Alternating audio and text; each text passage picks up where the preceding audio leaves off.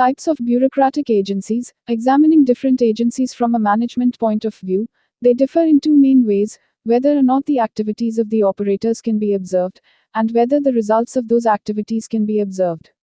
The first factor deals with outputs, or what the agency does on a day-to-day basis.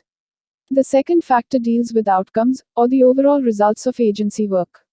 The extreme cases where outputs and outcomes are either simple or difficult to observe yields four different kinds of agencies: production, procedural, craft, and coping. Production organizations are those in which both outputs and outcomes are observable. Examples include the Social Security Administration, United States Postal Service, and IRS.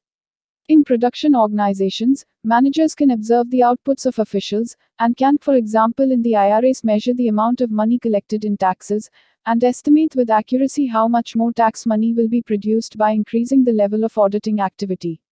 Procedural organizations are those where outputs can be observed, but outcomes are unclear or not observable.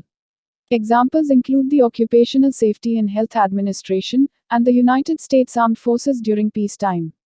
OSHA may observe the actions of health inspectors, but may not be able to measure how these individual actions add up to improved safety and health in the workplace.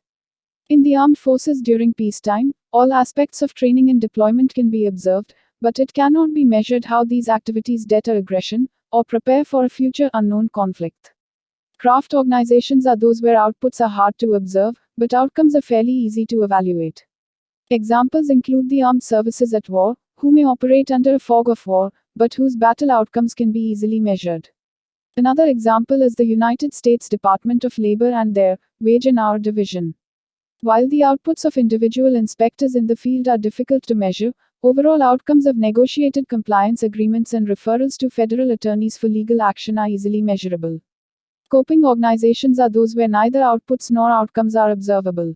Typical examples include police departments, and the United States Department of State.